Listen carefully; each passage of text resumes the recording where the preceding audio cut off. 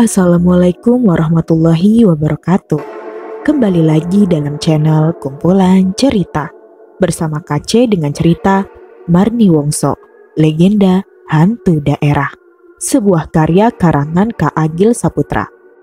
Link cerita asli sudah KC sertakan dalam kolom deskripsi. Jangan lupa di follow dan di share ceritanya. Selamat mendengarkan.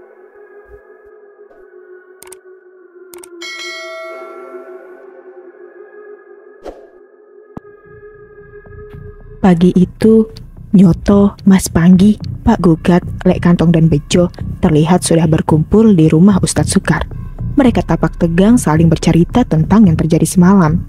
Seperti yang sudah diagendakan kemarin, hari ini 6 dari 8 orang-orang terpilih yang tersisa itu akan sowan ke tempat Pak Purbo untuk mencari petunjuk atas masalah ini.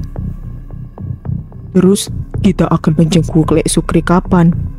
Ucap Bejo mengingatkan mereka akan Lek Sukri yang tengah kritis di rumah sakit. Nanti saja, setelah dari rumah Pak Purbo, kita mampir ke rumah sakit, tanggap Ustadz Sukar saat itu. Singkat cerita, setelah cukup berbincang dan bersiap, sekitar pukul 9 pagi dengan mobil pinjaman dari Pak Carik, mereka pun berangkat menuju rumah Pak Purbo. Wajah-wajah lelah dan tegang terlihat di paras mereka di sepanjang perjalanan yang tak begitu jauh, seperti menggambarkan sisa-sisa ketakutan karena kejadian semalam. Saya itu sudah berkali-kali melihat Marni Wongso sampai seperti sudah terbiasa, tapi semalam rasanya berbeda, sangat berat, seperti mau lepas saja nyawa ini. Cerita Nyoto di tengah perjalanan menuju rumah Pak Purbo itu. Iya jelas Thomas, orang lagi masuk angin diliatin demit, rasanya ya pasti tidak karuan. Orang saya yang badannya sehat saja aslinya juga ketakutan, tanggap Mas Panggi kala itu. Di perjalanan itu, mereka kembali saling menceritakan lagi perihal purwa rupa kedatangan Marni Wongso semalam. Hingga tak terasa, sampailah mereka di rumah Pak Purbo. Wih, ada tamu dari duku ini. Monggo silakan, sudah ditunggu oleh Bapak, sambut salah satu anak Pak Purbo yang tengah menyapu di halaman depan rumah. Mereka pun segera masuk. Terlihat Pak Purbo sudah duduk menunggu di ruang tamu sambil mengisap rokok. Loh, sudah sehat toh Pak? Kok sudah ngerokok saja? Ucap Nyoto seraya bersalaman dan segera diikuti oleh yang lain. Kalau mulut dan pikiran sih sudah sehat, tapi badan dan kakinya ini loh, yang masih loyo ndak bisa jalan, jawab Pak Purbo sedikit berkelekar. Pak Purbo terlihat lebih bugar dari beberapa tempo hari yang lalu saat terakhir Nyoto menjenguknya. Bicaranya juga sudah lancar tidak terbata hingga membuat perbincangan menjadi semakin enak dan nyaman. Setelah cukup berbasa-basi, akhirnya masuklah mereka pada obrolan inti bersamaan dengan anak Pak Purbo yang masuk membawakan minum untuk mereka. Silakan minumannya, mohon maaf agak lama, air panasnya baru matang, ucap anak Pak Purbo seraya meletakkan satu persatu cangkir minuman itu di atas meja. Sebentar ya, jangan diminum dulu, ucap Pak Purbo yang membuat mereka semua sedikit keheranan. Duh, ambilkan kain jarik Bapak itu di dalam lemari, kata Pak Purbo menyuruh anaknya. Sementara itu, Pak Purbo pun meminta mereka semua untuk membuka bajunya masing-masing. Entah apa yang akan ia lakukan. Yang jelas, saat itu mereka hanya menurut saja. Hingga setelah kain jarik sudah diberikan, kali ini ia menyuruh mereka untuk berbaris satu persatu jongkok menghadapnya. Nyoto yang pertama kali maju. Ia menghadap Pak Purbo dengan posisi layaknya sungkeman. Seraya mengucapkan mantra-mantra Jawa, kain jarik pun ditepuk-tepukkan pelan di kepala dan punggung Nyoto. Dan setelah itu segera menyuruh Nyoto untuk duduk di lantai, disusul oleh yang lain, satu persatu hingga selesai.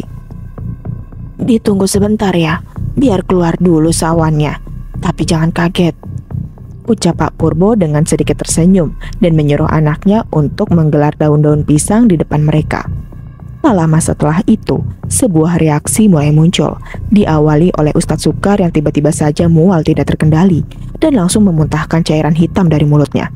Bersama dengan itu, hal sama terjadi juga kepada Lek Kantong, Pak Gugat, Bejo dan Nyoto. Namun tidak begitu dengan Mas Panggi yang tampaknya mengalami reaksi yang agak berbeda dari teman-temannya. Mas Panggi menghentak-hentakan tangannya ke lantai. Ia tampak masih berusaha memuntahkan sesuatu yang seperti tertahan di tenggorokannya. "Ini gongnya, ambil saja, pakai tanganmu," kata Pak Purbo ketika melihat reaksi Mas Panggi yang seperti itu. Mata Mas Panggi mulai memerah, begitu juga dengan wajahnya. Ia tampak mulai kesulitan bernafas, sampai akhirnya dengan tangan yang gemetar, Mas Panggi pun mulai memasukkan 2 jemarinya ke dalam mulutnya dan menarik sesuatu yang tertahan di tenggorokannya itu. Dan gumpalan rambut yang cukup panjang pun terlihat. Ditarik dengan jemarinya. Kawan-kawan hanya bisa bergidik keheranan menyaksikan hal itu. Dan gumpalan rambut itu dijatuhkan di atas daun pisang yang sudah disiapkan, bercampur dengan lendir-lendir darah yang hitam. Pak Purbo pun berujar beberapa saat kemudian setelah itu. Beliau berkata bahwa tadi yang mereka muntahkan adalah mala yang ditanam Marni Wongso kepada mereka. Mala juga inilah yang mungkin beberapa hari ini menyiksa mereka setiap petang menjelang. Kalau saya kenapa ya Pak? Soalnya selama ini hanya saya sendiri yang tidak terkena serangan sawan itu, tanya Mas Panggi yang masih kebingungan dengan apa yang baru saja terjadi pada dirinya. "Kamu adalah gongnya, nak. Besok yang akan kupasrahi ini untuk melawan Marni Wongso. Ya kamu itu," kata Pak Purbo seraya memperlihatkan sebuah bungkusan kafan yang ia ambil dari sakunya. "Hah? Ngelawan lelembut biadab itu?" batin Mas Panggi yang semakin tidak paham dengan kata-kata Pak Purbo. Pak Purbo membuka bungkusan itu dan memperlihatkan isinya kepada mereka semua. Yang ternyata adalah sebuah paku besar berukuran 1 jengkal orang dewasa. Aroma minyak klinik seketika menyerbak bersamaan dengan dikeluarkannya paku itu, dan Mas Panggi pun kembali bertanya. "Kenapa harus saya, Pak?" tanya Mas Panggi yang segera mendapat penjelasan seadanya dari Pak Purbo. Dengan apa yang dimuntahkan tadi oleh Mas Panggi dan kenapa selama ini ia tidak terkena efek dari mala lembut itu, sebenarnya sudah cukup menjelaskan bahwa Mas Panggi mempunyai aura yang cukup kuat untuk menghadapi Marni Wongso. Tapi dalam hal seperti ini, tetap saja tidak ada satu kata atau kalimat pun yang bisa menjabarkan dengan masuk akal. "Sudah, kamu nurut saja. Nanti saya ajarkan bagaimana tata caranya," ujarnya kepada Mas Panggi, dan Pak Purbo pun kembali memberikan penjelasannya. "Waktu kalian tidak banyak loh. Ini harus segera diselesaikan sebelum pintu penggebluk terbuka sepenuhnya," kata Pak Purbo. "Caranya bagaimana, Pak?" Ustadz Sukar kini bertanya. "Besok malam Selasa Kliwon, tancapkanlah paku ini di rumah lelembut itu. Tapi dengan syarat kalian semua harus puasa mutih 3 hari sebelum itu," kata Pak Purbo kepada mereka seraya memberikan paku itu kepada Mas Panggi. Pada intinya, mereka akan melakukan itu secara bersama-sama dengan Mas Panggi sebagai orang yang nanti akan menancapkan paku itu di tempat yang dihuni oleh sosok Marni Wongso. Iya, di pohon trem besi yang berada di Kali Lanang itu. Semua pun terdiam dan terlihat mengangguk mendengar penjelasan yang sebenarnya tidak sepenuhnya mereka pahami itu. Sampai akhirnya terlintas oleh Nyoto di pikirannya tentang Lek Sukri, satu lagi orang terpilih yang saat itu tidak ikut bersama dengan mereka di sana. "Oh iya Pak, masih ada 1 orang lagi yang tidak ikut ke sini," kata Nyoto tiba-tiba yang seketika membuat raut wajah Pak Purbo menjadi agak berubah. "Kenapa kau tidak ke sini?" tanya Pak Purbo dengan sedikit menyentak. "Sedang kritis, Pak. Habis dikeroyok masa kemarin karena hendak mengamuk istrinya," jawab Nyoto yang langsung ditanggapi Pak Purbo sambil menggelengkan kepalanya. "Semoga saja masih ada waktu," jawab Pak Purbo sambil menyuruh salah satu dari mereka untuk mengambil sebuah kalender yang terpajang di ruangan itu. "Tolong, ambilkan kalender itu," pintanya yang dengan sigap langsung diambilkan oleh Bejo dan diberikan kepada Pak Purbo. Dengan penglihatan uzurnya, Pak Purbo mencermati kalender itu untuk mengetahui berapa lama hari lagi penghakiman terhadap Marni Wongso itu akan tiba. Hingga tak selang beberapa lama setelah itu, beliau pun berkata dengan wajah yang sedikit lega. "Bagus ini, tidak harus menunggu lama. Malam Selasa Kliwon tinggal 4 hari lagi. Itu artinya hari besok kalian semua sudah mulai puasa mutih," terang Pak Purbo. Pak Purbo pun kembali melanjutkan penjelasannya, memberitahu kepada mereka apa saja yang harus dilakukan dan apa saja yang harus disiapkan nanti sebagai langkah untuk memutuskan tulah lelembut Marni Wongso ini. Hingga akhirnya setelah semua dirasa cukup jelas, obrolan itu pun berakhir bersamaan dengan azan zuhur yang berkumandang. Dan beberapa saat setelah itu, orang-orang terpilih itu pun berpamitan kepada Pak Purbo. Ya sudah Pak, saya dan teman-teman pamit pulang. Jika nanti ada yang kurang paham, kita sowan ke sini lagi, kata Nyoto mewakili teman-temannya. Mereka pun pergi dari rumah Pak Purbo, dan seperti yang sudah direncanakan tadi, mereka akan mampir dulu ke rumah sakit untuk menjenguk Lek Sukri yang tengah dirawat di sana. Sampean beneran sanggup, Thomas? Tanya Ustadz Sukar kepada Mas Panggi ketika baru beberapa menit mobil mereka berjalan. Harus sanggup lah Ustadz. Kalau saya sih hanya ikut perintah orang yang lebih tahu tentang ini saja. Merah ya merah, hijau ya hijau, jawab Mas Panggi dengan tegas. Andai saja dari dulu Pak Purbo bisa membantu, mungkin tidak akan ada korban ya, sela Lek Kantong di perjalanan itu. Benar juga sih, tapi entahlah, mungkin ini sudah jalan Tuhan. Yang terpenting sekarang kita sudah punya bekal untuk menyelesaikan masalah ini, tanggap Nyoto atas pernyataan Lek Kantong barusan. Singkat cerita, sampailah mereka di rumah sakit tempat Lek Sukri dirawat. Buru-buru mereka berjalan ke lobi dan bertanya kepada suster yang berjaga. Permisi, pasien atas nama Sukriman ada di kamar mana ya Mbak? Tanya Ustadz Sukar kepada petugas jaga. Bapak Sukriman ya? Sebentar Pak. Oh itu Pak, di bangsal Kamboja nomor 13. Baru masuk kemarin kan? Pokoknya yang di depan pintunya ada polisinya, kata suster yang tentu seketika membuat mereka semua sedikit terkejut. Sebentar, maaf, panjenengan ini siapanya ya? Polisi kah? Kata suster. Tidak Mbak, kita ini tetangganya, sambar Mas Panggi. Oh, sepertinya tidak boleh dijenguk, tapi coba saja bilang sama Pak Polisi yang berjaga di sana. Dan benar saja, sesampainya mereka di sana, memang tampak dua orang berambut cepak tengah duduk di depan pintu bangsal itu. Mereka segera mendekat ke arah pintu bangsal, dan sesuai yang diperkirakan, dua orang itu segera berdiri mencegah mereka untuk masuk ke dalam. Maaf, ada kepentingan apa? Pasien di dalam adalah tersangka yang sedang dalam pengawasan kami, ucap salah satu polisi yang berjaga itu. Nuhun sewu, kami semua adalah tetangganya, jawab Ustadz Sukar dengan lembut yang malah langsung ditampar oleh Mas Panggi. Tersangka? Orang kesurupan sekarang bisa masuk penjara, kata Mas Panggi ketus dan sedikit meninggi. Maaf, tapi ini sudah perintah dari atasan. Pasien ini tidak boleh dijenguk, jawab polisi itu seraya menatap Mas Panggi. Sudah, kita pulang saja, kata Nyoto seraya menepuk dada Mas Panggi yang wajahnya sudah memerah. Kedatangan mereka ke rumah sakit itu nyatanya sia-sia. Mereka yang tidak diperbolehkan untuk masuk itu pun segera berlalu pergi meninggalkan tempat itu. Hati-hati Pak, jangan lupa borgolnya didouble. Kalau ngamuk tidak cukup 2 orang loh untuk mengatasinya, ucap Mas Panggi dengan sangat songong sebelum berjalan pergi meninggalkan bangsal itu. Kasihan Lek Sukri, orangnya marah saja tidak bisa, sekarang malah mau dipenjara karena tindakan sebenarnya di luar kendalinya, kata Mas Panggi saat mereka semua sudah sampai di tempat parkir. Iya, begitulah Mas, namanya hukum. Mau bagaimanapun, menurut hukum tetap Lek Sukri yang salah. Lawong yang melakukan saja ya tangannya sendiri, terang Ustadz Sukar kepada Mas Panggi seraya mereka naik ke atas bak mobil. Dan mereka pun kembali berkendara menuju arah pulang. Hingga setelah berpuluh menit berlalu, akhirnya sampailah mereka di desanya. Mereka semua turun tepat di depan rumah Pak Carik, tempat di mana Pak Carik dan Pak Lurah sudah berdiri menyambutnya. Yang mana tak lama setelah itu, Pak Lurah langsung bertanya warta baik apa yang mereka bawa.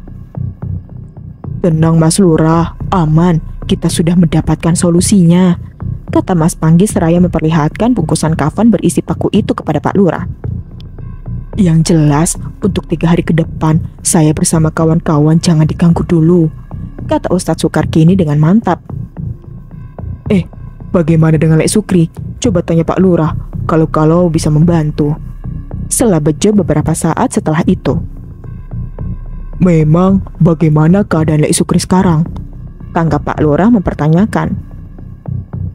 Bukan masalah itu Mas Lurah, Tapi masalahnya, Lek Sukri sekarang akan masuk penjara gara-gara itu. Kata Lek Kantong mencoba menjelaskan, hingga pembicaraan pun dilanjutkan di dalam rumah Pak Carik, yang mana pada akhirnya sedikit mendapat kelegaan karena Pak Lurah yang berjanji akan berusaha mengatasi itu. Walah, gak apa-apa. Semoga saja sebelum sampai Polres, kalau orang-orang Polsek sini saya kenal semua. Nanti saya yang akan memberi penjelasan di kantor, kata Pak Lurah yang sedikit membuat mereka lega. Singkat cerita, sore pun sudah menjelang, seiring dengan matahari yang kian tenggelam. Bersama dengan orang-orang terpilih itu yang sudah tampak menunggu di rumahnya masing-masing. Apa yang mereka tunggu adalah serangan sawan itu. Nyoto, Lek Kantong, Bejo, Pak Gugat dan Ustadz Sukar tak lagi merasakan malah itu. Tampak Mas Panggi tengah berjalan menuju rumah Ustadz Sukar. Pakaiannya klimis, rapi dengan sarung dan baju koko. Nyatanya ia juga ingin membuktikan apa yang diucapkan oleh Pak Purbo siang tadi. Bagaimana Ustadz? Kata Mas Panggi setelah sampai di rumah Ustadz Sukar. Ia masuk begitu saja dan melihat Pak Kaum itu sedang duduk di ruang tamunya. Ucap Ustadz Sukar sedikit terkejut. Bagaimana? Apa yang sekarang dirasakan? Tanya Mas Panggi kembali. Ustadz Sukar sedikit tersenyum dan menganggukkan kepalanya yang mana segera dibalas oleh Mas Panggi dengan mengajaknya pergi ke masjid. Apakah tidak melihat saya sudah memakai sarung begini Ustadz? Ayo kita sholat maghrib di masjid. Kelakar Mas Panggi kepada orang yang terlihat lebih beragama darinya itu. Mas Panggi dan Ustadz Sukar pun berjalan menuju masjid untuk menjalankan sholat maghrib. Di sana mereka juga bertemu dengan yang lain, yaitu Lek Kantong, Nyoto, Bejo dan Pak Gugat. Selesai sholat maghrib, mereka terlihat duduk di teras masjid sembari menunggu isya tiba. Orang-orang terpilih itu tampak berbincang. Bagaimana? Kalian sudah mengerti aturan cara puasa mutih kan? Tanya Ustadz Sukar di perbincangan itu. Sudah Ustadz, yang penting sahur dan bukanya serba tawar dan putih kan? Jawab Bejo. Tapi jangan lupa loh, habis buka kita tetap harus mutih, sela Pak Gugat saat itu. Iya betul, kalau itu sih sebenarnya enteng, tapi buat saya yang berat itu tidak boleh ngopi sama ngerokok itu loh. Tanggap Nyoto sedikit tertawa sambil mengeluarkan sobekan halaman buku primbon dari sakunya yang berisi tata cara melaksanakan puasa mutih. Mereka pun terus berbincang, tapi untuk kali ini, orang-orang terpilih itu terlihat mulai bisa menertawakan semua ini, menertawakan beban satu desa yang harus mereka pikul itu. Terlepas dari semua kemalangan yang berbulan-bulan ini terjadi, tapi setidaknya harapan sudah mulai muncul, meski belum bisa dipastikan sepenuhnya. Tapi setidaknya, mereka sudah mempunyai cara yang tidak serampangan untuk menghentikan pegebluk yang konon sudah datang ini. Apakah kalian semua sadar kalau selama ini kita hanya berpegang kepada iman dan kengeyelan saja? Kelakar Nyoto yang langsung diiyakan oleh yang lain. Hingga tak terasa isya menjelang, mereka pun menjalankan sholat bersama dan setelah itu pulang ke rumahnya masing-masing. Sampai jumpa 3 hari lagi di hari penghakiman ya. Canda Mas Panggi saat orang-orang terpilih itu keluar dari halaman masjid dan hendak pulang ke rumahnya. Mereka yang sudah terlalu berilusi mencium aroma-aroma kemenangan itu pun berjalan pulang dengan wajah-wajah lega, tanpa mereka semua sadari bahwa teror masih akan berlanjut di malam ini. Jadi puasa mutih, Mas? Nyoto yang baru saja sampai di rumah langsung disambut oleh istrinya dengan pertanyaan itu.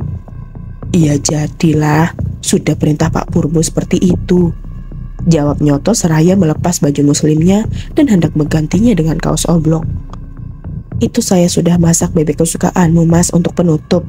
Besok jenengan kan sudah mulai puasa, kata istri Nyoto, yang tentu segera disambut riang gembira olehnya. Malam itu, Nyoto, anak dan istrinya pun makan bersama di satu meja, yang mana itu cukup mengendorkan suasana bulan-bulan terakhir ini yang terasa tegang, kaku dan kurang kebersamaan karena Nyoto yang belakangan ini memang lebih disibukkan oleh kejadian-kejadian yang menimpa desa ini. Namun, di sela kehangatan di atas meja makan itu, sebenarnya ada keanehan yang tak Nyoto dan istrinya sadari, yaitu dengan Sasongko, anaknya yang waktu itu tampak lebih pendiam di saat ayah dan ibunya terlihat banyak berbincang. Sasongko terlihat sangat lahap, dan terhitung sudah 3 kali ia mengambil nasi. Walah, mentang-mentang lauknya cocok, makannya nambah-nambah terus, ucap Nyoto kepada anaknya yang hanya ditanggapi dengan gumaman kecil. Hingga makan pun selesai, dan lagi-lagi Sasongko menunjukkan hal yang tak biasa. Itu terlihat dari Sasongko yang masuk begitu saja ke dalam kamarnya, meninggalkan meja makan tanpa satu kata pun terucap dari mulutnya. "Kenapa sih anak itu?" tanya Nyoto kepada Surti, istrinya, beberapa saat setelah Sasongko masuk ke dalam kamarnya. "Tidak tahu ya Pak, namanya juga anak bocah," jawab sang istri yang mewajarkan hal tersebut. Singkat cerita, berpuluh menit berlalu, Surti sang istri sudah di dalam kamarnya. Sepertinya ia sudah tidur terlebih dahulu.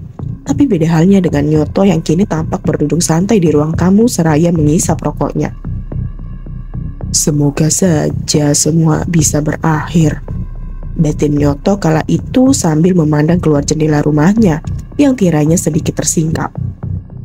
Menit demi menit berlalu, seiring dengan beberapa linting tembakau yang Nyoto hisap saat itu bersama lamunannya yang terpecah oleh sesuatu yang tiba-tiba saja berada di balik jendelanya. "Apa itu? Astagfirullah." Batin Nyoto sedikit terperanjat melihat seperti ada sosok samar di balik jendela rumahnya. Namun belum sempat ia mencermati, secara tiba-tiba juga sosok samar itu menghilang begitu saja. "Apa aku salah lihat?" batin Nyoto yang kini mendekat dan menyingkap tiara jendelanya itu lebih lebar. Namun setelah ia benar-benar mendekat, nyatanya tidak ada yang Nyoto lihat selain kegelapan di halaman depan rumahnya. "Oh, memang sudah tidak normal mata ini," kata Nyoto lirih seraya hendak berbalik untuk duduk kembali. Namun seketika ia dibuat terkejut saat melihat Sasongko, anaknya, sudah berdiri di belakangnya. "Astagfirullah, jantung bapak mau copot," kata Nyoto melihat anaknya yang tiba-tiba saja sudah berdiri di belakang kursi yang hendak didudukinya. Sasongko berdiri aneh, tanpa ekspresi menatap kosong ke arah jendela. "Le," panggil Nyoto mendekat seraya melambaikan tangannya di depan wajah anaknya itu. "Wah, melindur Caiki," ucapnya. Ia pun hendak menuntun anaknya itu kembali ke kamarnya. Dirangkulnya pundak Sasongko, namun ketika ia hendak membalikkan tubuhnya, tiba-tiba suara tawa terdengar dari arah belakang. Iya, sepertinya dari arah jendela. "Waduh," ucap Nyoto yang langkahnya terhenti. Dengan sedikit ragu, ia pun meraih tasbih dari dalam saku celananya dan segera berbalik tanpa aba-aba. "Ah!" sentaknya seraya menghadap ke arah jendela ruang tamunya itu, namun lagi-lagi tak ada siapapun di baliknya. Nyoto pun berjalan mendekati jendela, membiarkan anaknya yang masih berdiri mematung di belakangnya, dan tiba-tiba muncullah lelembut itu dengan pekik tawanya di balik jendela, membuat Nyoto yang terkejut seketika berbalik dan ingin berlari.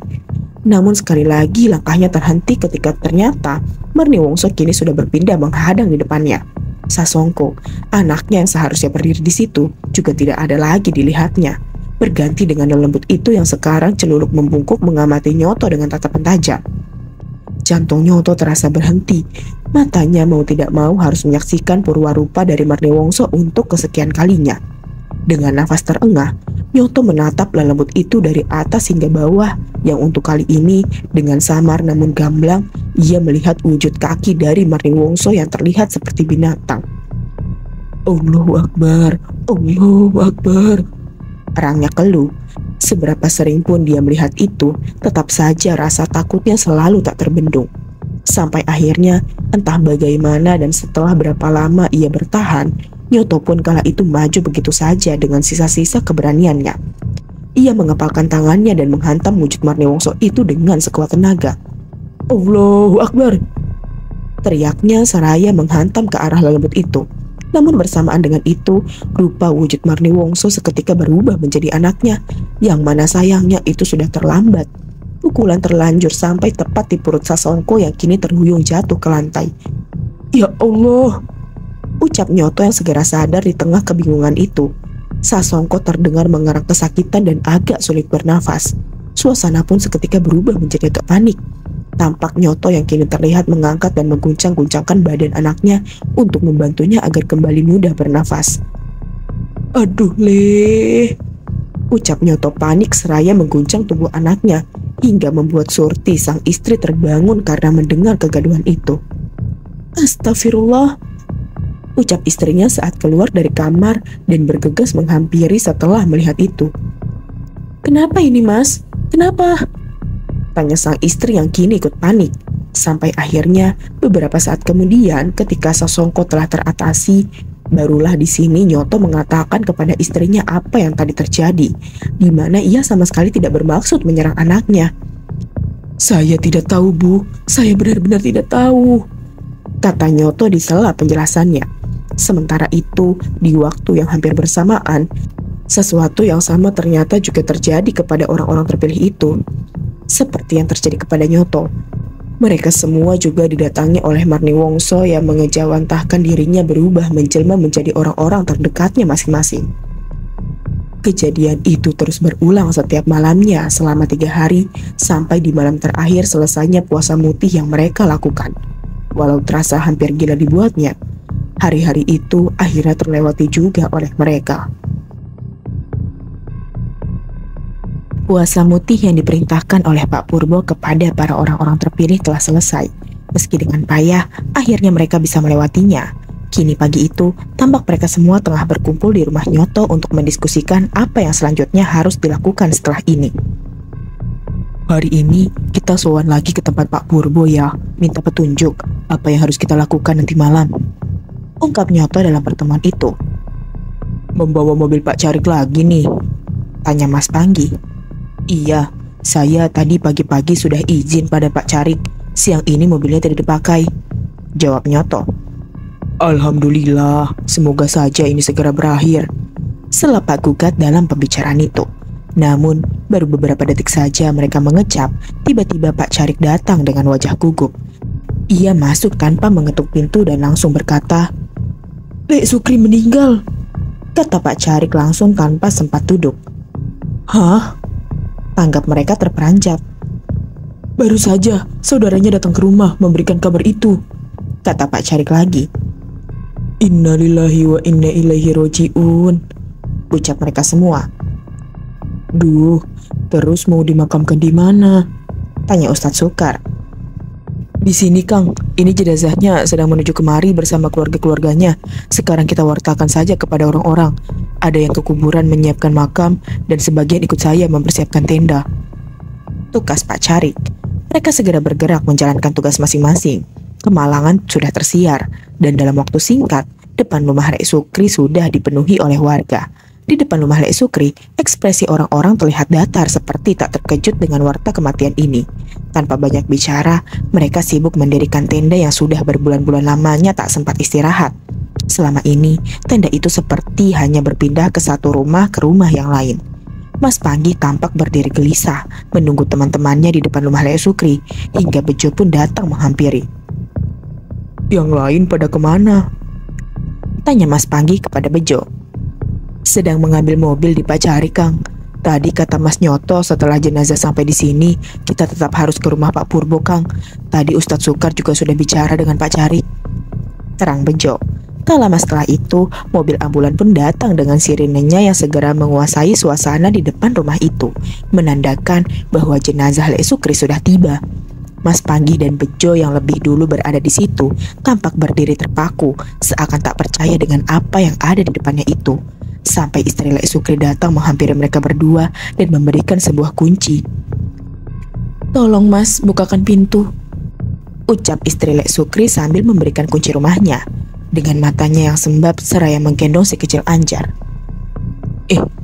Iya Mbak, jawab Mas Panggi dengan matanya yang sudah berkaca-kaca. Tak selang beberapa lama, Nyoto, Ustadz Sukar, Lek Kantong dan Pak Gugat pun datang membawa mobil Pak Carik. Mereka yang langsung turun segera masuk ke dalam rumah untuk melihat keadaan. Bersamaan dengan jenazah Lek Sukri yang sudah dikafani, kini dibawa masuk dan dibaringkan. Apakah sudah disolatkan? Tanya Ustadz Sukar kepada seorang petugas yang mengantarkan jenazah. Sudah kita sholatkan Pak, tadi sebelum dibawa ke sini, jawab perawat itu dengan sedikit gugup. Rombongan ibu-ibu pun datang dan masuk ke dalam rumah. Tampak juga para istri-istri dari orang-orang terpilih itu yang ikut bersama rombongan itu. Itu di belakang, kata Nyoto kepada istrinya dan para ibu-ibu itu untuk segera menemui istri Lek Sukri yang berada di dalam. Suasana yang lenggang pun seketika menjadi pecah. Kedatangan para ibu-ibu itu tampaknya membuat kesedihan menjadi tumpah. cobaan kok begitu berat seperti ini tuh ya Allah. Istri Lek Sukri menangis secara histeris. Yang sabar mbak, yang sabar. Kalimat itulah yang terus terdengar berulang di rumah itu. Sementara itu, Nyoto, Mas Panggi, Ustadz Sukar, Pak Gugat, Lek Kantong dan Bejo tampak masih berdiri di depan jenazah Lek Sukri. Wajah-wajahnya terlihat tegang dan gelisah. Ayo, mau bagaimana ini sekarang? Menunggu pemakaman atau bagaimana? Ucap Mas Panggi pelan. Kita berangkat saja. Kalau menunggu pasti lama. Pokoknya sampai sana kita minta petunjuk dan langsung pulang. Tukas Nyoto bersamaan dengan kedatangan Pak Carik yang langsung berkata kepada mereka untuk segera berangkat. Cepat, kalian berangkat saja. Yang di sini biar saya nanti yang mengurus, kata Pak Carik kepada orang-orang terpilih itu. Dan berangkatlah mereka ke rumah Pak Purbo saat itu juga, dengan sedikit terburu-buru dan dengan wajah-wajah yang tampak tegang gelisah. Ada-ada saja, kata Mas Panggi yang berada dalam kemudi berdampingan dengan Ustadz Sukar di kursi depan mobil bak terbuka itu. Tenang mas, pelan-pelan saja, yang penting kita sampai ke tujuan, kata Ustadz Sukar. Iyo Pak Kaum, jawab Mas Panggi seraya sedikit menurunkan kecepatannya. Singkat cerita, sampailah mereka di rumah Pak Purbo. Tampak di teras depan rumahnya, Pak Purbo sudah duduk menyambut bersama anaknya. Sepertinya beliau memang sudah menunggu kedatangan orang-orang terpilih itu. Nyoto langsung melompat turun dan menghampiri pria tua itu, diikuti oleh yang lain. Sukri tidak tertolong, Pak. Kalimat pertama yang keluar dari mulut Nyoto begitu bertemu dengan Pak Purbo. Sukri yang di rumah sakit. Sudah, sini kalian masuk dulu, kata Pak Purbo seraya dituntun masuk oleh anak perempuannya. Iya Pak, Sukri yang kemarin kritis di rumah sakit meninggal tadi pagi, tandas Nyoto kembali. Pak Purbo sejenak terdiam mendengar warta itu. Duh, kata beliau sambil menggeleng-gelengkan kepalanya, dan setelah itu berkata, ya sudah, langsung saja. Tangga Pak Purbo yang mulai memperlihatkan 6 buah keris yang tertata di atas meja di sampingnya. Ini, ucapnya seraya memberikan satu persatu keris itu kepada Nyoto, Ustadz Sukar, Mas Panggi, Pak Gugat, Lek Kantong dan Bejo. Untuk apa ini Pak? Tanya Nyoto mewakili mereka yang belum mengerti. Untuk berjaga-jaga saja. Insya Allah, sekarang kalian semua sudah kuat memiliki pusaka itu, jawab Pak Purbo yang berlanjut menjelaskan apa yang harus mereka lakukan nanti. Satu fakta tak baik dilontarkan oleh Pak Purbo. Beliau berkata Marni Wongso sudah terlalu kuat dan akan sangat sulit untuk dimusnahkan. Terus, bagaimana ini Pak? Tanya mereka. Tenang, walau dia tidak bisa musnah, tapi saya yakin lelembut itu bisa ditundukkan, jawab Pak Purbo sedikit menenangkan mereka. Du, ambilkan bungkusan yang berada di belakang rumah, pinta Pak Purbo memanggil anaknya. Sebuah tas hitam dibawa oleh anak Pak Purbo, yang mana langsung diletakkan di atas meja, membuat mereka semakin bertanya-tanya. Ini untuk Nyoto, kata Pak Purbo seraya mengambil bungkusan plastik dari tas hitam itu dan melemparkannya ke arah Nyoto, yang mana bungkusan itu berisi garam kasar. Seketika Nyoto langsung mengerti bahwa ini adalah garam yang nanti akan mengisi bejana keramat peninggalan ayahnya itu. Setelah itu, Pak Purbo kembali mengeluarkan sesuatu dari tas hitamnya itu, bersamaan dengan bau wangi kasturi yang seketika menyerbak ke seluruh ruangan. Sesuatu itu adalah sebuah tasbih kayu, yang mana langsung diberikan kepada Ustadz Sukar sembari beliau berpesan, ini untuk sampeyan yang paling pintar mengaji. Jangan takut, jangan berhenti berdoa kepada Yang Maha Kuasa. Sampeyan adalah benteng terakhir untuk teman-temanmu ini. Kalau sampeyan limbung, semuanya pasti akan jatuh, pesan Pak Purbo kepada Ustadz Sukar. Iya Pak, pokoknya sami'na wa atokna, jawab Ustadz Sukar sedikit menundukkan kepalanya. Satu barang lagi kembali keluar dari tas Pak Purbo, sebuah palu dengan gagang kuning berbentuk naga. Kepada siapa lagi barang itu diberikan kalau bukan ke Mas Panggi, sebagai gong pemegang paku besi itu.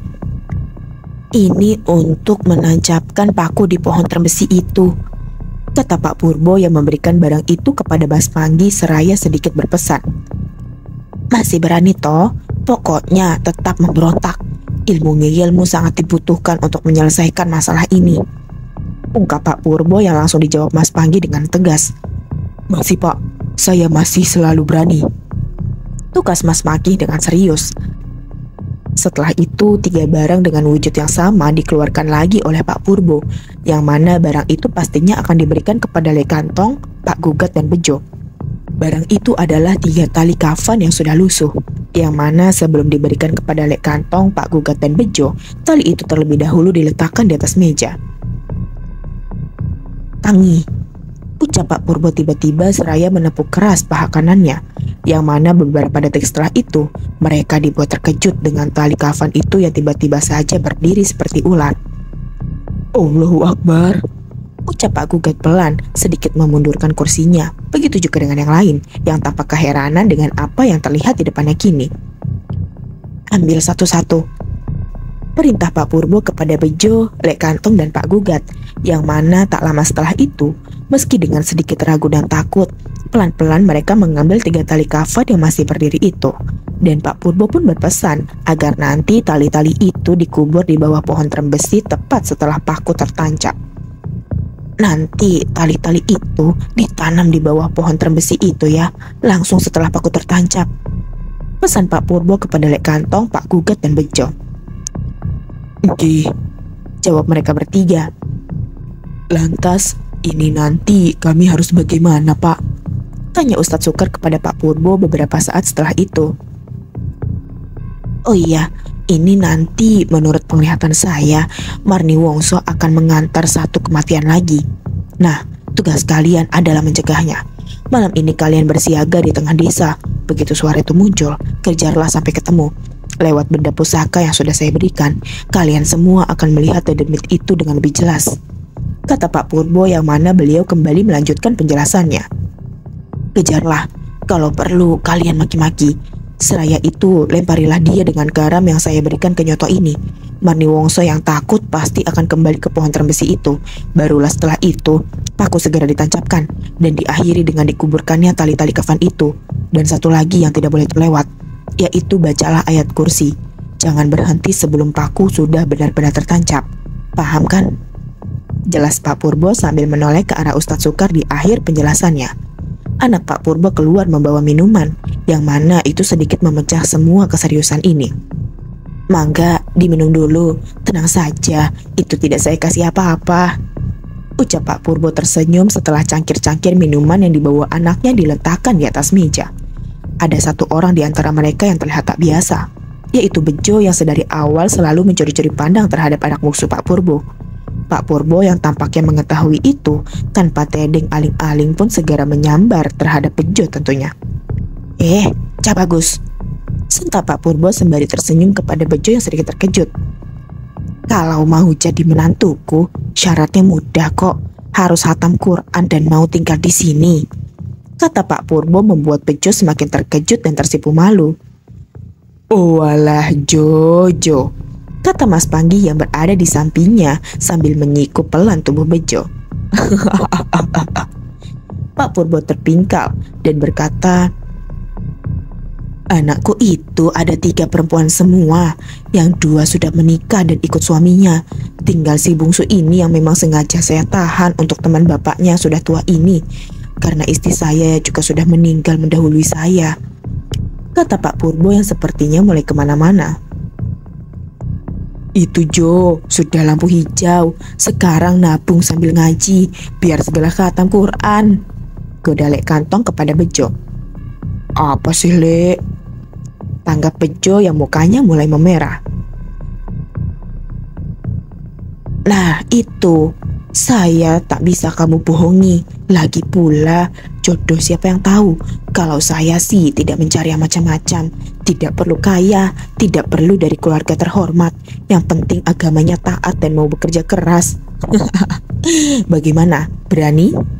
Sambar Pak Purbo lagi yang semakin membuat Bejo menjadi salah tingkah. Baru memuji dalam hati saja, langsung ketahuan. Batin Bejo tersenyum canggung. Suasana pun kini mencair dengan kelakar itu. Hingga menit demi menit berlalu, tak terasa waktu sudah hampir siang. Nyoto yang pertama kali mengucap pamit segera dicegah oleh Pak Purbo. Sebentar, jangan pulang dulu, masih ada satu yang belum, kata Pak Purbo yang setelah itu menyuruh mereka semua untuk mengambil wudhu. Sana, kalian semua wudhu, sholat zuhur di sini sekalian. Terus nanti kita mujahadah sebentar, pinta Pak Purbo seraya memanggil anaknya agar menuntunnya berjalan menuju surau kecil miliknya di belakang rumah. Tak selang beberapa lama, azan zuhur pun terdengar. Dengan mereka yang sudah siap membentuk saf di dalam surau itu, mereka pun sholat berjamaah dengan Ustadz Sukar sebagai imamnya. Terlihat di sisi paling kiri, Pak Purbo yang menjalankan sholatnya sambil duduk di kursi, karena memang keterbatasannya kini yang sudah tak sanggup melakukan gerakan sholat dengan selayaknya. Singkat cerita, sesuai yang dikatakan oleh Pak Purbo tadi, setelah selesai sholat, mereka semua bermujahadah bersama. Pak Purbo yang kali ini memimpin doa itu. Lantunan ayat suci terucap dari mulut Pak Purbo. Mengawali doa itu membuat Ustadz Sukar tersentak tak percaya. Bacaan doa sefasih ini keluar dari seseorang yang sejak pertama kali ia anggap sebagai dukun. Wah, orang pondok nih pasti, batin Ustadz Sukar yang sempat sedikit kehilangan konsentrasinya. Hingga sekitar 30 menit kemudian doa pun selesai. Bagaimana? Sudah benar-benar yakin kan? Tanya Pak Purbo beberapa saat kemudian. Mantap Pak, jawab mereka semua serentak. Dan setelah itu Pak Purbo pun berpesan untuk terakhir kalinya. Saya ingatkan sekali lagi, perjuangan ini mungkin tidak akan ada putusnya. Karena menurut saya, Marni Wongso seperti tidak akan pergi. Tapi bisa saya pastikan, dia akan tunduk kepada kalian semua. Kalau dia sudah tunduk, pasti tak akan berani lagi membuat sengkala. Memang kodratnya begitu, manusia derajatnya harus lebih tinggi. Pesan saya lagi, barang pusaka yang sudah saya berikan, tolong dirawat dengan baik dan bijaksana. Dan kalau bisa, turunkanlah kepada anak cucumu untuk menjaga desa, kata Pak Purbo berpesan. Yang kalian lawan ini memang jin tua, tapi saya yakin setelah ini selesai dan berhasil, selama kalian bertujuh ini masih hidup atas kekuatan dari Gusti Allah, dia pasti tidak akan berani lagi. Sudah, sekarang kalian pulanglah. Hutang saya kepada Karso Tamrin sudah lunas, tugas Pak Purbo di akhir pesannya itu. Mereka pun pulang membawa harapan besar untuk mengeluarkan desa Duku Atas dari Malapegabluk ini. Saya yakin Pak Purbo itu pasti lulusan pesantren. Ngajinya bisa fasih begitu, kata Mas Panggi dalam kursi kemudi kepada Ustadz Sukar. Iya, saya juga menduga seperti itu. Tadi saya sempat terkejut. Wajah kejawen seperti itu, tapi cara mengajinya sama sekali tidak ada medok-medoknya, kata Ustadz Sukar. Sama seperti almarhum Mbah Karso kalau menurut saya. Tak terlihat, tapi sebenarnya pintar mengaji, tanggap Mas Panggi. Iya, benar sekali. Baru saja saya ingin berbicara seperti itu, sahut Ustadz Sukar. Singkat cerita, akhirnya sampailah mereka di desanya, tepat di samping rumah almarhumah Lek Sukri. Mereka berhenti dan turun. Terlihat Pak Lurah dan Pak Carik yang duduk di antara pelayat, menatap ke orang-orang terpilih yang baru saja datang. Itu, mereka sudah pada sampai, ucap Pak Lurah yang langsung bangkit dan menghampiri. Bagaimana ini? Tanya Pak Lurah yang menghampiri bersama Pak Carik dengan agak pelan membisik kepada mereka. Aman Pak Lurah, tidak usah khawatir. Insya Allah sudah ketemu solusinya, tanggap Mas Panggi pelan. Sudah dimakamkan, sahut Lek Sukri bertanya dan segera dijawab kini oleh Pak Carik. Sudah Lek, sudah dari tadi, jawab Pak Carik singkat. Waduh, kalau begitu kita segera ke makam saja yuk, ucap Ustadz Sukar. Iya yuk, sama sekalian meletakkan barang-barang ini di rumah dulu ya. Leherku kok rasanya agak berat, ucap Pak Gugat mengajak teman-temannya untuk terlebih dahulu meletakkan barang pusaka pemberian Pak Purbo di rumah mereka masing-masing. Saya ikut ke makam ya kalau begitu. Saya juga belum ke sana soalnya, kata Pak Lurah saat itu. Siap Pak Lurah, nanti ketemu di rumah Pak Carik ya. Saya dan teman-teman akan pulang dulu sebentar, jawab Ustadz Sukar. Pulanglah para orang-orang terpilih itu ke rumahnya masing-masing menyimpan pusakanya dan kembali bertemu di rumah Pak Carik bersama Pak Lurah. Dan tanpa menunggu lama, mereka pun segera berjalan menuju pusara terakhir Lek Sukri itu. Sembari melangkah menuju makam di ujung desa, seperti orang pada umumnya, mereka terlihat saling berbincang membicarakan bagaimana almarhum di masa hidupnya. Sebenarnya meninggalnya Lek Sukri itu kenapa toh Pak Lurah? Kalau jenengan sudah tahu keterangan dari pihak kepolisian, tanya Mas Panggi kepada Pak Lurah di perjalanan menuju makam. Kalau menurut Kapolseknya tadi sih, karena ada pendarahan parah di otaknya yang disebabkan pukulan benda tumpul, mungkin karena dikeroyok, jawab Pak Lurah. Coba saja, kemarin kita menuruti omongan Lek Sukri, yang mana ia meminta untuk ditinggalkan sendiri di rumahnya. Mungkin kejadiannya tidak sampai seperti ini, kata Pak Gugat menyela di tengah obrolan. Memang sudah garisnya, Kang. Walau sepahit apapun, tidak ada yang bisa mengutak-atik. Yang terpenting sekarang adalah bagaimana caranya agar semua yang sudah terenggut dari desa ini tidak sia-sia, kata Ustadz Sukar. Mereka pun terus berjalan, hingga tak lama kemudian sampailah orang-orang itu di area makam, yang mana dengan segera mereka semua langsung berdoa di depan pusara Lek Sukri. Untuk sejenak, suasana pun terlihat hikmat dan tenang.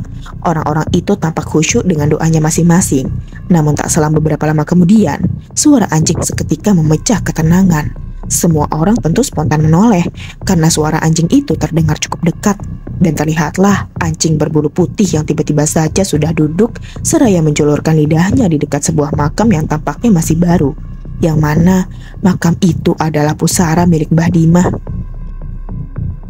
Anjing milik Mbah Dimah itu, memang kata orang-orang, sejak Mbah Dimah meninggal, anjing itu setiap hari sering main ke sini, kata Pak Carik dengan mereka yang setelah itu kembali menuntaskan doanya. Setelah selesai berdoa, pandangan mereka kembali tertuju kepada anjing milik mendiang Mbah Dimah itu. Masih di posisi seperti yang tadi, anjing itu duduk di dekat nisan bambu pusara sesepuh desa itu. Tatapannya seperti sedih dan hampa, seakan menyuruh mereka semua untuk berdoa di depan pusara majikannya itu. Bogel! Teriak Mas Panggi memanggil nama anjing itu, sambil menepukkan tangannya beberapa kali. Namun, dia tidak bergeming. Yang ada, anjing itu kini malah memeluk gundukan makam milik majikannya, membuat mereka kini sedikit tersentuh dan memutuskan untuk berjalan mendekatinya. Gel! Bogel! Ucap Mas Panggi kembali, dan anjing milik Mbah Dimah itu pun pergi. Beberapa saat sebelum mereka semua mulai berdoa di depan makam Mbah Dimah itu. Ada satu hal yang cukup menarik. Fenomena langka itu tanpa rencana malah memantik mereka untuk mendoakan orang-orang yang sudah meninggal dalam waktu dekat ini. Orang-orang yang mereka cukup yakini kemalangannya diantar oleh tulah yang dibawa lelembut desa itu. Dimulai dari Mbah Karso, Mbah Sulastri, Pak Sobari, Pak Mandur, Kliwon, dan Wak Jumari. Mereka semua berdoa untuk orang-orang itu, hingga rintik hujan pun mulai turun, seakan menjadi penanda agar mereka segera pulang atau pergi dari makam ini. Ayo sudah yuk, ucap Nyoto menyudahi, dan tak lama setelah itu, mereka semua pun berjalan keluar dari makam, dengan beralih kecil, menerjang hujan yang tak begitu deras, dan kembali ke rumah almarhum Lek Sukri untuk membantu menyambut para pelayat yang datang. Hingga sampai saat azan asar berkumandang, barulah mereka semua pulang kembali ke rumahnya masing-masing, seraya bersiap untuk apa yang akan orang-orang terpilih itu lakukan nanti malam. Nanti malam saya tunggu di rumah Pak Carik ya, kata Pak Lurah saat mereka akan beranjak pulang, yang mana beliau meminta agar orang-orang terpilih itu menunggu malam di rumah Pak Carik. Siap. Apa jenengan mau bermalam di sini, Mas Lurah? Tanggap Nyoto. Iya Mas Lurah ini mau bermalam di sini, mau menyaksikan keguguran Marni Wongso katanya, saut Pak Carik membantu menjawab. Orang-orang terpilih itu pun pulang dengan wajah-wajah yang terlihat lelah. Mereka berjalan ke rumahnya masing-masing. Singkat cerita, selepas maghrib, tampak Lek Kantong berjalan sedikit tergesa dan tidak begitu nyaman karena keris pemberian Pak Purbo yang tersalip di balik sarungnya. Aduh, keluhnya seraya mengambil pusaka itu untuk digenggamnya saja. Ia yang kebetulan melewati rumah Mas Panggi berinisiatif untuk mampir. berangkat bareng sekalian saja ya. Batin Lek Kantong sambil melangkah dan mengetuk pintu rumah Mas Panggi. Tak butuh waktu lama, terlihat istri Mas Panggi yang langsung membuka pintu. Lek Kantong, silakan masuk.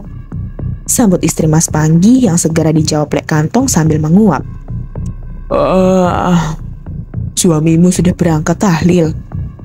Tanya Lek Kantong singkat. Masih tidur itu malahan. Dari tadi saya bangunkan tidak bangun juga. Aduh, maghrib-maghrib gini malah tidur. Sana, coba jenengan yang bangunkan. Kali aja bisa langsung bangun. Jawab istri Mas Panggi yang seperti agak kesal dengan suaminya sendiri. Walah, gimana sih Gudel itu? Ya sudah, biar saya saja yang bangunkan. Kata Lek Kantong seraya masuk dan menuju kamar. Panggi!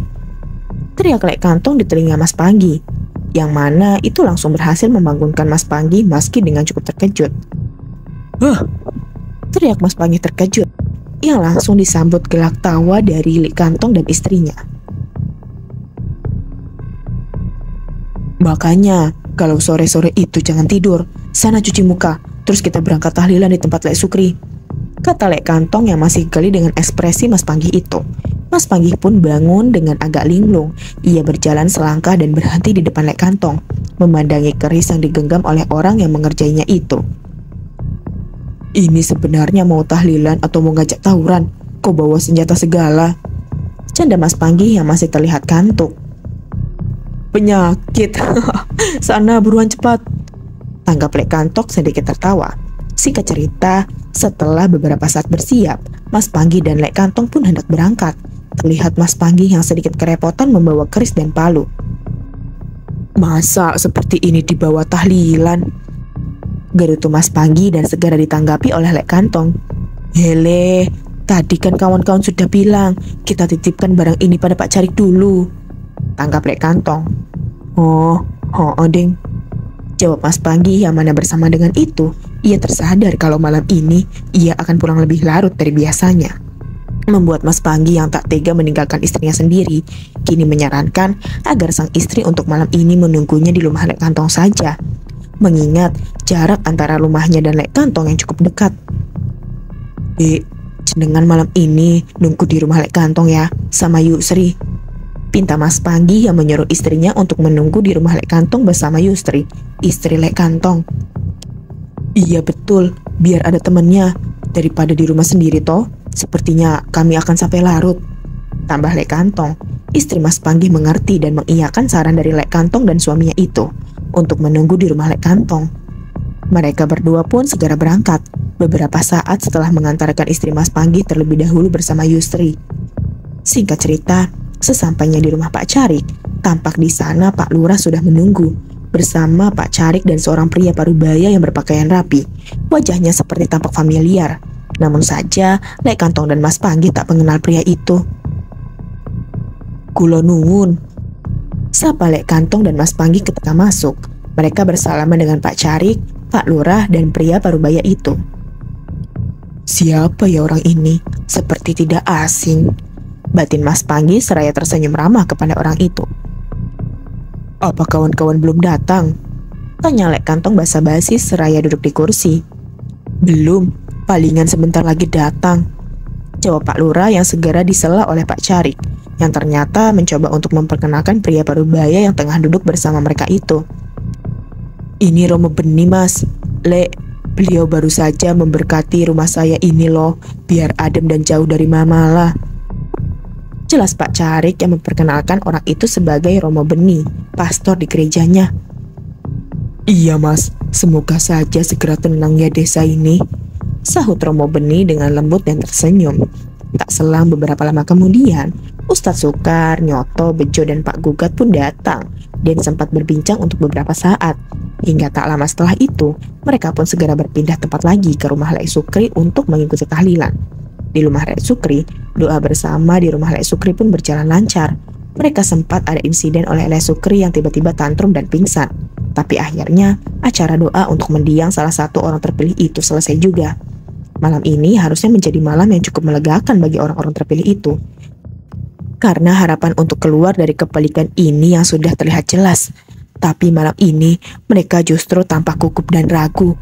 Walau tak saling memberitahu, tapi terlihat jelas di raut wajah mereka semua yang semakin gusar dan gelisah. Bahkan itu juga terlihat ketika mereka semua sampai di rumah Pak Carik. Orang-orang terpilih itu terlihat gusar dan tak juga membuka obrolan, membuat Pak Lurah yang agak heran pun bertanya.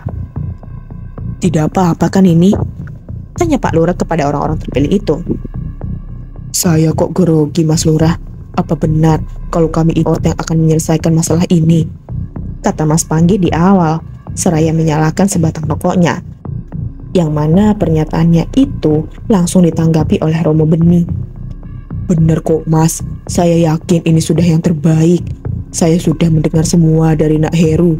Memang sepertinya pencendengan-pencendengan inilah yang paling layak untuk menghadapi," tanggap Romo Beni dengan tangannya yang selalu memainkan butil-butil rosario yang digenggamnya. Batin Ustadz Sukar seketika bergetar setelah mengamati setiap kata yang terucap dari Romo Beni. Meski bahkan ia tak tahu dan tak bisa menjelaskannya, detik itu intuisi Ustadz Sukar seperti berkata kalau Romo Beni adalah orang yang mempunyai kelebihan. Rasa yang sama ternyata juga dirasakan oleh Mas Panggi, Nyoto, Bejo, Lek Kantong, dan Pak Gugat, yang mana mereka juga merasa bahwa Romo Beni bukanlah orang sembarangan. Walau sama juga, mereka tak bisa menjelaskan perasaannya itu.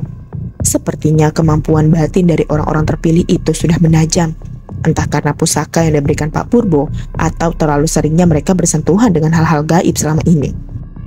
Hingga Pak Carik pun mulai mengungkap yang kurang lebih menjelaskan bahwa Romo Beni adalah seorang pastor yang mempunyai penglihatan lebih. Ungkapan itu tentu secara tidak langsung mempertebal dan membenarkan intuisi yang dirasakan oleh orang-orang terpilih itu. Benar, batin mereka walau tak menanggapi ungkapan dari Pak Carik tentang Romo Beni.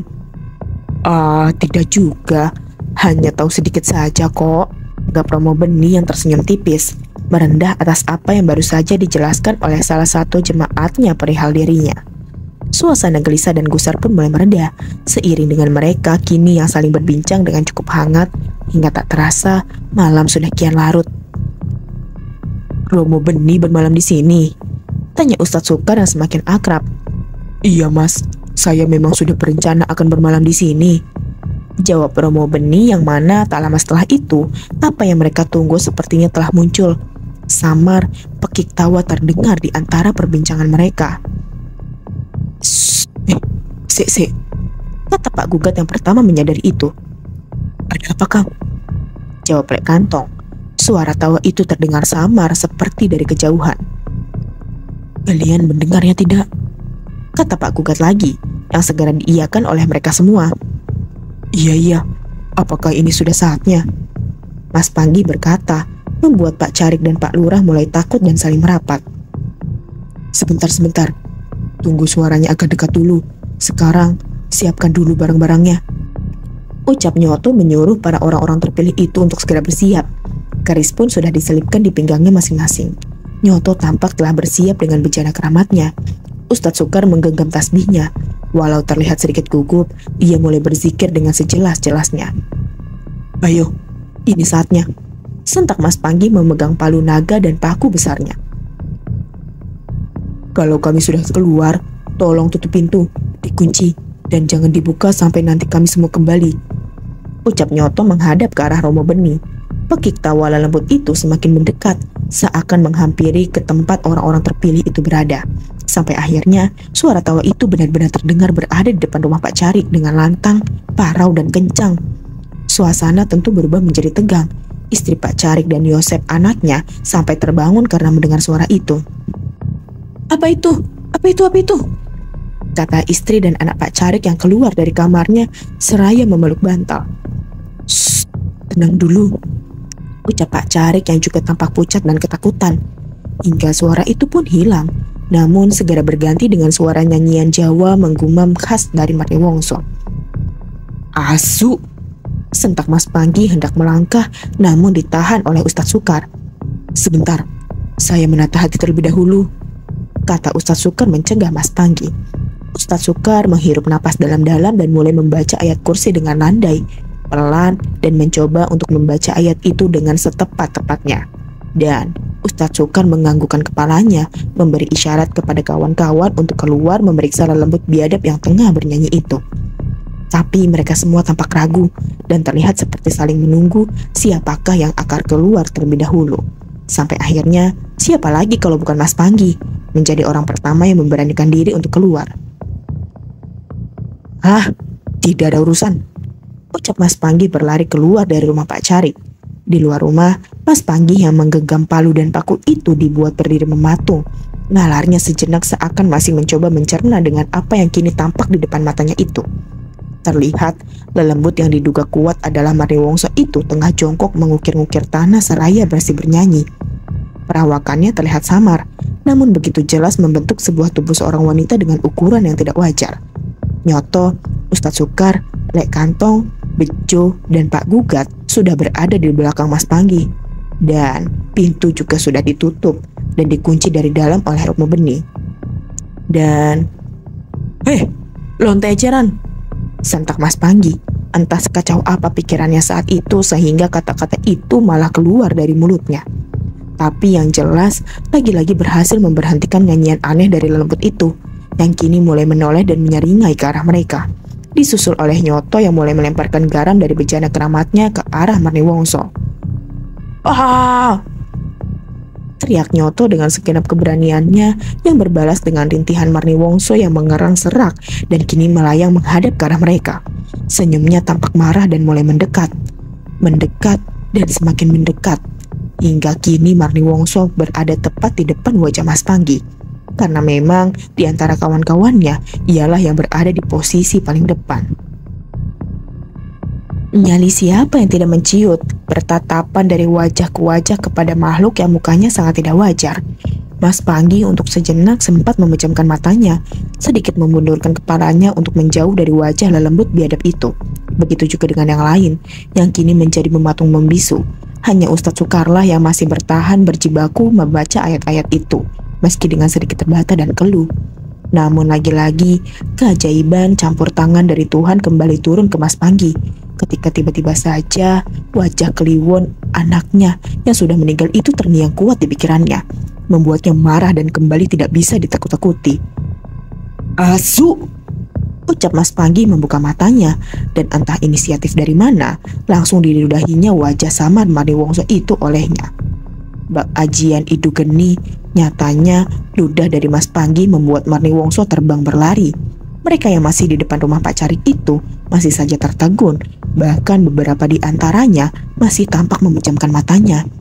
Sampai akhirnya Nyoto yang sepertinya tahu kemana arah Marniwongso pergi pun langsung berkata kepada teman-temannya itu, "Lari ke arah utara, pasti menuju Kalilanang. Ayo, kejar-kejar!" sentak Nyoto. Ustadz Sukar segera berlari mendahului sambil menyeret lengan Mas Panggi, dan disusul oleh yang lain. Mereka berlari kecil menuju Kalilanang.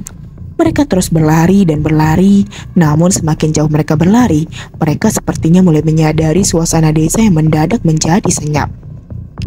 "Apakah benar tadi menuju utara?" ucap Bejo seraya sedikit melambatkan langkahnya. "Benar, saya yakin tadi larinya menuju utara," jawab Nyoto dan kembali mengajak teman-temannya mempercepat langkahnya kembali. Dan dengan tergopoh-gopoh, akhirnya sampailah mereka di ujung paling utara desa Duku Atas ini, yaitu di bibir lereng turunan menuju Sendang Kalilanang yang mereka tuju. Masih seperti tadi, suasana terasa senyap, hanya bising dari Pak Gugat saja yang sekarang malah sibuk memukul-mukul senter baterainya yang mati. "Tetap di sini dia," kata Mas Panggi yang terengah. Sampai akhirnya setelah menyiapkan penerangan seadanya, mereka pun menuruni Sendang Kalilanang itu dan langsung berjalan menuju pohon terem besi yang konon menjadi tempat tinggal Marniwongso. Mereka semua kini berdiri tepat di depan pohon besar itu, dengan suasana yang malah semakin senyap saja. Ustadz Sukar sedikit menyikut tubuh Nyoto. Wajahnya pucat dan seperti berisyarat kalau mulutnya mulai lelah dari tadi tak henti berdoa. Dan Allahu Akbar! Suara lemparan garam dari Nyoto menyentuh daun pohon terbesi itu. Meski tak bergeming, Nyoto kembali melempar garam dari bejana keramatnya itu berulang kali sampai akhirnya semua itu terbalaskan oleh suara rintihan Marniwongso yang kini terdengar dari balik pohon. "Keluar kamu Marniwongso!" teriak Mas Panggi. Hingga muncullah wajah yang mengintip dari balik pohon terbesi itu. Wujudnya tak begitu terlihat jelas, dan hanya matanya lah yang terlihat putih menyala. Siapa lagi kalau bukan Marni Wongso? Sosok yang kini terlihat mengintip sambil merintih. Nyoto pun melemparkan garamnya lagi, membuat Marni Wongso tentu semakin merintih, dan kini mulai merangkak naik dan bergelantung di dahan pohon yang menjulang tepat di atas mereka. Allahu Akbar. Ucap Pak Gugat yang berada tepat di bawah dahan yang digelantungi Marni Wongso. Sampai akhirnya Ustadz Sukar sedikit mendorong tubuh Mas Panggi sebagai isyarat agar Mas Panggi segera menancapkan paku itu. Dan tak lama setelah itu, Allahu Akbar.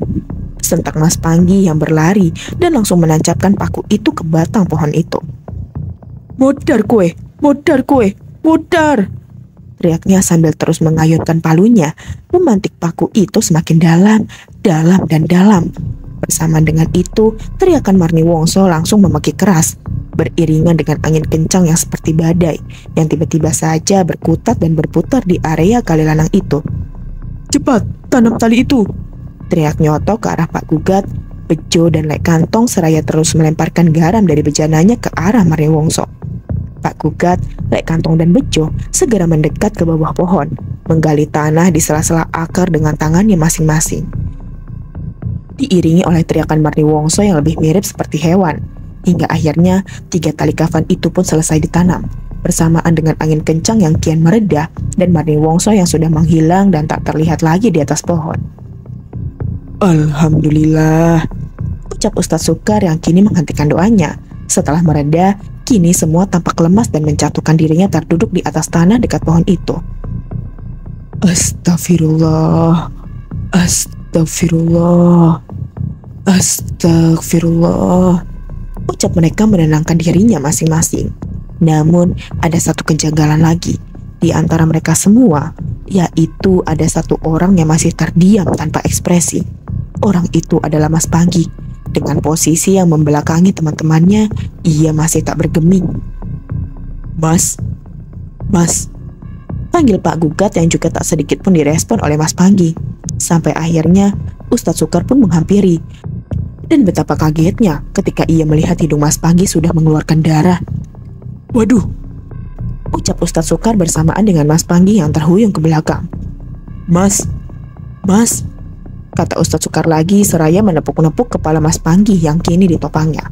Namun setelah beberapa kali disadarkan, nyatanya tetap tak ada respon dari Mas Panggi. Sepertinya ia sudah tidak sadarkan diri. Tapi nyatanya tak ada cara lain untuk membawanya pulang selain dengan menggendongnya bersama-sama. sudah, Kita angkat saja bersama-sama, ucap Lek Kantong memberi saran. Dan akhirnya meski dengan sedikit kewalahan, mereka pun akhirnya mengangkat dan membawa kawannya yang bertumbuh tinggi dan besar itu untuk berjalan kembali ke selatan menuju rumah Pak Carik. Singkat cerita, setelah berjibaku dengan sekuat tenaga untuk membawa Mas Panggi, akhirnya mereka sampai di rumah Pak Carik. Mereka segera mengetuk pintu dengan keras. bukai, tolong buka. Ucap mereka menggedor pintu. Tampak di sana Romo Beni yang membukakan pintu tanpa sapa. Mereka pun masuk begitu saja dan langsung membaringkan Mas Panggi di lantai rumah Pak Carik. Mas, Sentak Nyoto gelisah menepuk-nepuk di Mas Panggi. Semua orang terlihat panik memegang kepalanya masing-masing. Saat itu mereka tentu takut hal buruk akan terjadi pada Mas Panggi. Namun beruntung, itu tak berlangsung lama karena beberapa saat kemudian Mas Panggi terbangun dengan tiba-tiba. Sentaknya hingga terduduk, seperti orang yang terbangun dari sebuah mimpi buruk. Nafasnya terengah seraya melihat sekitar dengan tatapan linglung. Dan, ya Allah, ucapnya beberapa saat kemudian, setelah memegang hidungnya yang masih sedikit berdarah, membuat semua orang mendadak lega melihatnya.